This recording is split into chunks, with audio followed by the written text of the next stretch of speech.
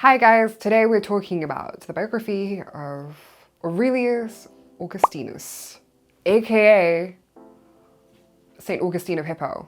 My name is Moray, welcome to our anti-AI generated history channel. We want to take it back to the 2010s where there was no AI slop, especially history slop on the internet. So we make these non-AI generated videos. I'm a real woman. Okay, let's get into the biography of St Augustine of Hippo. How do I say he did a lot? I mean, he created or revolutionized just war theory. He had a bit of a sordid past. And people like Thomas Aquinas were deeply inspired by him. However, what time in the Roman Empire did he grow up in and grow in? Well, let's talk about his early life and his biography. The time that St. Augustine grew up in was the time where Christianity started to become the default in Rome. His birth date occurred roughly 4 decades after the Edict of Milan, and this had granted Christianity legal status. However, it was still a struggling religion because it had been so highly persecuted for most of the Roman Republic and the Roman Empire. The shift that created an Orthodox state under the Theodosian dynasty. And obviously, we have the influence of the Constantinian dynasty and the brief failed attempt by Emperor Julian to restore Rome to its former pagan state. The empire was really starting to get pressures from the Visigoth and German tribes, and later the Vandals, of course. So it was a tinderbox in the empire. I mean, when hasn't it been the tinderbox? Well, under Marcus Aurelius, but whatever. St. Augustine of Hippo's birthplace, Numidia, was also a bit of a tinderbox. And whilst Numidia was highly Romanized, Latin being the primary language, the city of Carthage, where St. Augustine pursued his higher studies, had a very diverse population and diverse religions. Now, growing up in Numidia, his parents, Patricius, a pagan father, and Monica, a Christian mother, gave their son a middle-class upbringing. And they wanted their son to go into imperial administration. When he moved to Carthage, age 17, he began a monogamous relationship with a woman of lower social class that his parents did not agree with. This relationship bore him his only son, Adeodatus. Now, Augustine goes through this period of soul searching, and he looks to the Bible for guidance. He finds it intellectually shallow compared to the works of my boy, Cicero. St. Augustine joins the Manichaeans, and they provided a rational and pseudo-scientific explanation for the existence of evil, based on the cosmic struggle in between light and darkness. And for 9 years, he served as hero of this sect, right? He followed his father's pagan tradition, but he had a lot of complex questions, and there were no answers for this. In 383 BCE, St. Augustine relocates to Milan, and he becomes the imperial professor of rhetoric. Obviously, Milan was the residence of the Western Emperor and a huge place of political influence. He could network. And Augustine encounters Bishop Ambrose, who interpreted the Old Testament and removed all the literist hurdles for St. Augustine. Augustine could accept Christianity in this form because he made it easier for him. St. Augustine then becomes exposed to the books of the Platonists, and he creates this metaphysical framework for him to understand God. St. Augustine has this epiphany in 383 BCE, and after he reads St. Paul's letters, he commits to a life of celibacy. And he's baptized by Bishop Ambrose, on the Easter of 387 BCE. St. Augustine's mother dies, Monica, and his son passes away, and he returns to Numidia to establish a monastic community in 388 BCE.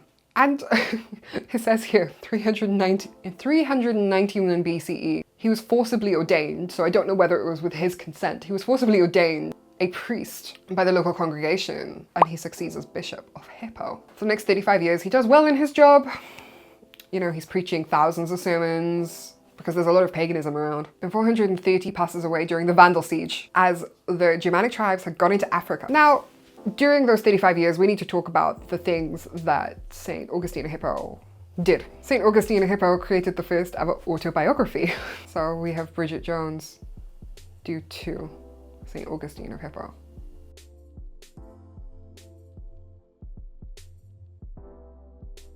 What are like the trashiest autobiographies you've heard?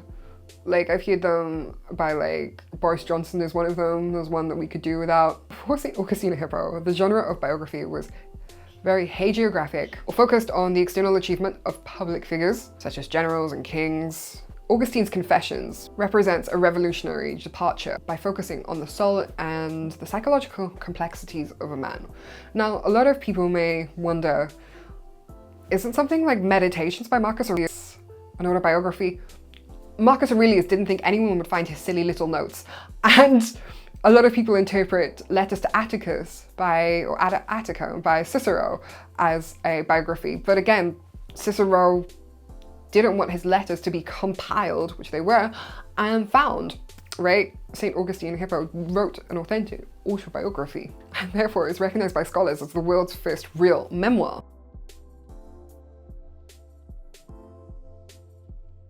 He also created this great narrative, the double time frame, you know, he revolutionized it. The reader observes the younger St. Augustine living his life in sin, right? And then he goes to the present time. This level of self-analysis was unprecedented of the time. And we have 1,500 years of Western literature that has been inspired by this format. It's like when St. Augustine recounts that on his 16th year he stole pears. And some historians said this is overblown Catholic-style guilt. But the purpose was not to mourn the fruit, but to dissect the anatomy of the human will. St. Augustine argued that we don't often sin for a perceived good, but because we have broken natures, and it changed the understanding of the human condition. Now, prior to his death, when the Visigoths sacked Rome in 210 BCE, the event was seen as an external catastrophe. The eternal city of Rome had been steadfast for hundreds of years, thousands of years, and pagans blamed the Christians for this event.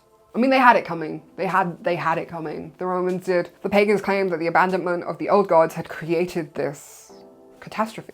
St. Augustine wrote The City of God, and it provided a new philosophy of history and a revolutionary understanding of the relationship between religion and politics. The impact of The City of God on Western politics was crazy.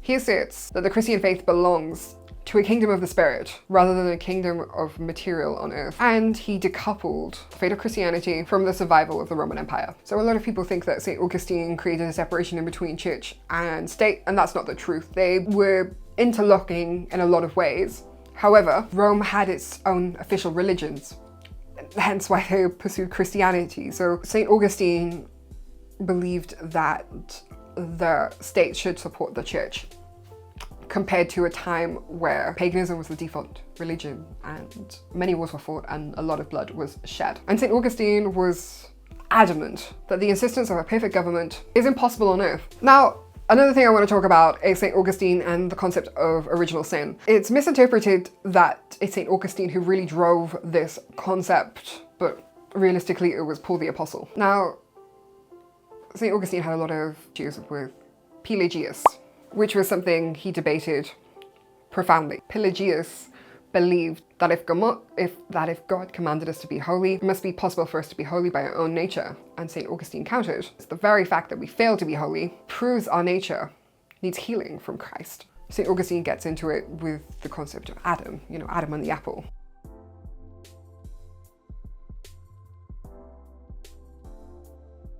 At the Council of Carthage and the Council of Ephesus, St. Augustine wins his moral battle against Pelagianism, or Pelagius was condemned at the Council of Carthage and the Council of Ephesus, and Augustine won his moral victory, and that humans will always need God's grace. Let's talk about St. Augustine and just war theory. So in the first 3 centuries of Christianity, right, all the followers thought that being a pacifist was completely necessary. But when Christianity becomes the official religion of Rome, the Roman Empire, there's a practical question because, as you know, the Romans like to fight. They needed to fight. How can a Christian serve in the state's defenses? St. Augustine's theory, or St. Augustine's answer, was just war theory. St. Augustine argues that while violence is generally evil, it can be a woeful necessity in a fallen world. War should never be fought for revenge, glory, or territory, but only as a last resort to restore peace and protect the innocent. He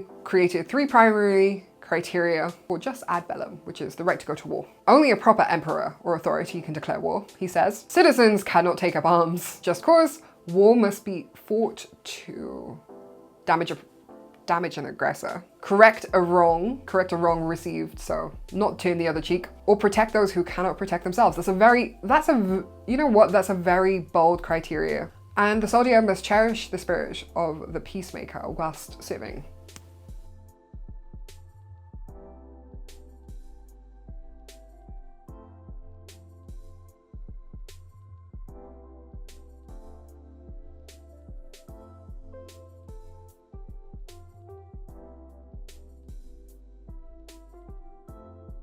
St. Augustine argued that a soldier could be a peacemaker while killing if, wait for it, if it was the moral restoration of the world.